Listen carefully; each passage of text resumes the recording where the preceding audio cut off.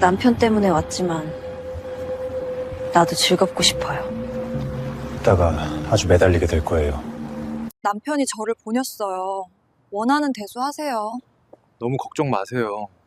나중에는 좋아할 거예요. 오늘은 당신이 저를 마음대로 해도 돼요. 당신이 뇌물인가요? 는 작은 중소기업에 다니고 있는 30대의 남성이다. 작은 회사이다 보니 이번에 회사가 외국계 자본에 팔리게 되었다. 대학교 때부터 외국에서 유학해서 영어 소통에는 큰 무리가 없는 나로서는 이번 일이 내가 득이 될지 해가 될지는 알 수가 없다. 회사의 총책임자로 흑인인 밥이 부임을 하였는데 회사에서 영어로 소통에 가장 무리가 없는 나를 마치 비서처럼 부리며 옆에서 일하게 하였다. 밥은 흑인이라는 이미지와는 다르게 흑인 특유의 영어 같은 말들을 하지 않는 정통식 영어를 구사하는 점잖고 차분한 사람이었다. 또한 밥은 우리의 고객을 만날 때 비록 한국어를 못하지만 한국식 예법에 따라 대응하려고 노력하였다. 예를 들어 고객과 술자리를 하면 정자세로 앉아 술을 따르고 또 상대방의 술을 정자세로 받아 마시고 회사에서 하는 각종 행사에서 영어 대신 한국어로 외치곤 했다. 당연히 그런 자리에는 항상 내가 대동을 하여 통역도 해주고 한국의 문화에 대해서 설명도 해주었다. 내 책상에는 항상 아내와 아들의 사진이 있다. 아내와 아들은 아직도 미국에 머물러 있다. 김현우 과장, 부인이 미인이군. 아들도 잘 생겼네. 감사합니다. 지금 미국에서 살고 있어서 떨어져 있어요. 그래, 그럼 기예럭이 가족이네. 그는 이런 썰렁하게 한국식 단어를 영어로 그대로 옮기기도 했다. 전혀 웃기지 않는데 자기만 웃으면서 말이다. 외국 기업에 매각된 뒤로 외국식으로 경영을 해서인지 회사의 분위기도 달라졌다. 직책과 업무에 무관하게 참신하고 좋은 아이디어는 채택하여 실행하다 보니 조직의 활기가 넘쳤고 실적도 예전보다 훨씬 더 높아졌다. 밥이 온 뒤로 나와 함께 회사에서 두각을 나타낸 사람이 한소연 과장이었다. 한소연 과장은 유학 경험이 있어 영어도 제법 잘하고 머리도 좋고 유능한 여성이었지만 한국이라는 특성 때문에 그동안 잡일만 하고 있었고 승진도 남자들에 비해 늦어서 대리였지만 밥이 부임한 뒤로 여러 중요한 일들을 맡게 되었고 과장으로 바로 승진이 되었다. 한소연 과장은 키는 그렇게 크지 않다. 그렇지만 육감적이었고 허리도 잘록하고 매력적인 여성이었다.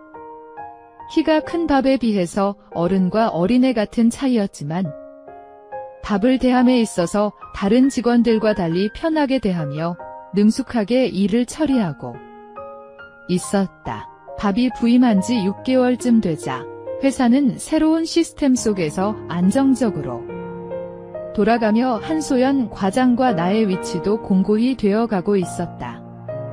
내년 정기 인사 때 팀장급인 부장으로 승진할 거라는 소문도 돌았다. 그러던 어느 날 나는 밥과 함께 저녁 식사를 하고 근처의 맥주집에 같이 가게 되었다. 맥주집에 가면 한국 사람과는 다른 우월한 기럭지와 비율 때문에 남들 눈에 쉽게 띈다. 맥주를 마시다가 밥이 문득 말해왔다. 김현우 과장, 당신 한소연 과장을 좋아하는 것 같던데.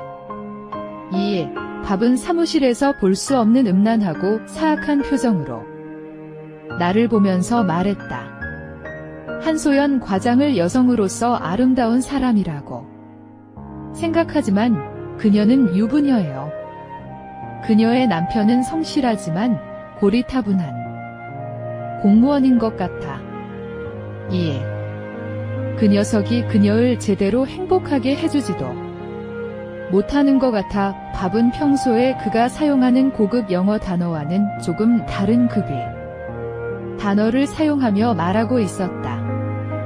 단어 사이사이에 욕설 같은 단어들을 사용하면서 말했다. 사무실에서 보던 그가 아니라 유학 시절에 흔히 보던 그렇고 그런 불량한 흑인 같았다. 나는 김현우, 자네가 한소연을 자주 훔쳐본다는 것을 알지? 그는 안주를 집어먹으며 비웃듯 말했다. 아니, 한소연 씨가 그런 말을 했어요? 왜 걱정되나? 내 얼굴은 새빨갛게 상기되었다. 그러면서도 뭔가 화가 슬며시 났다.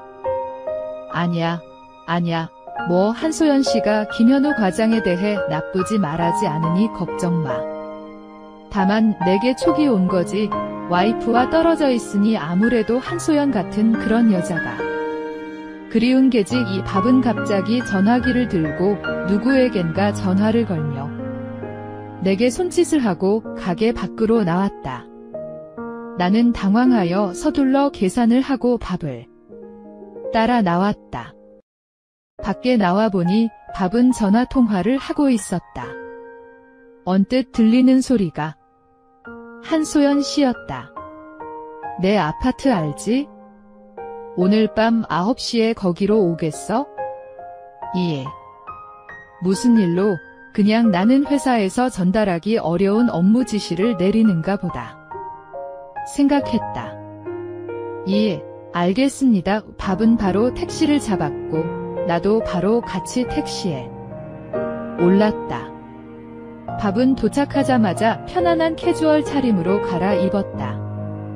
그리고 나에게 업무 지시라며 신발을 신은 채로 그의 거실에 있는 벽장에 들어가 있으라고 했다. 그리고 자기가 나오라 하기 전에는 절대로 나오지 말라고 했다. 나는 시키는 대로 거기에 들어갔다. 벽장의 문에 있는 빗살무늬 사이로 밖이 내다 보였다.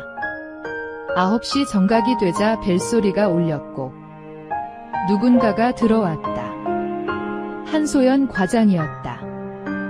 한소연 과장은 안으로 들어오자마자 밥에게 다가갔다. 밥이 말했다. 당신이 이번에 소개한 뉴질랜드 회사. 아주 가격이 마음에 들어. 잘했어. 고마워요. 이번 싱가포르 출장은 같이 가는 거죠? 물론이지.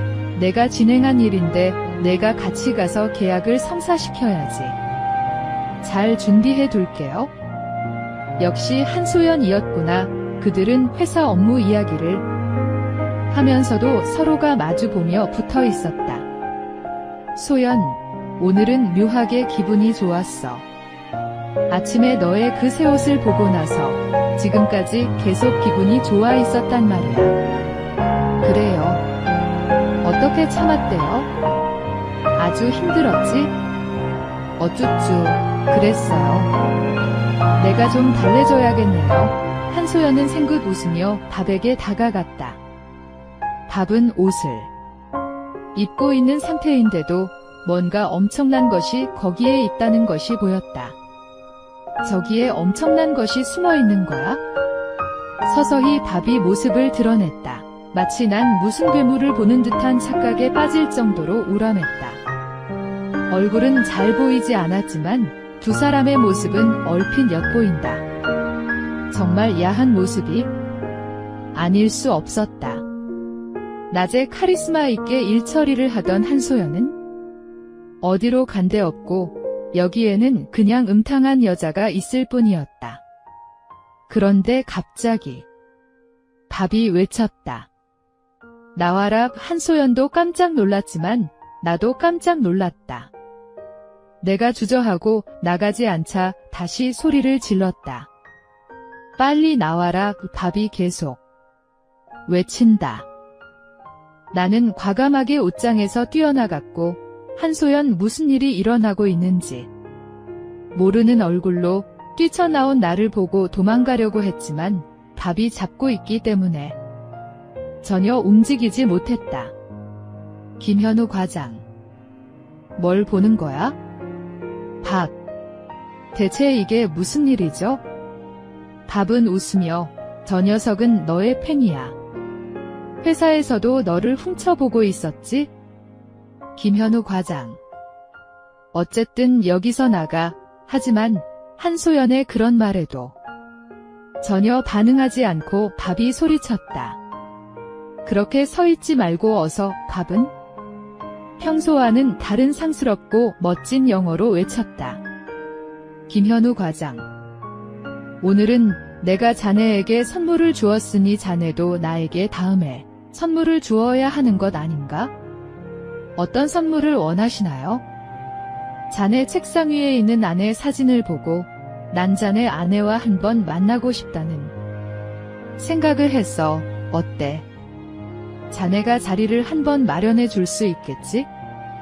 나를 뚫어지게 쳐다보고 있는 밥에게 나는 고개를 끄덕이면서 허락의 뜻을 나도 모르게 전했다. 그런 나를 보고 밥은 아주 만족스러운 듯 환한 미소를 지었다.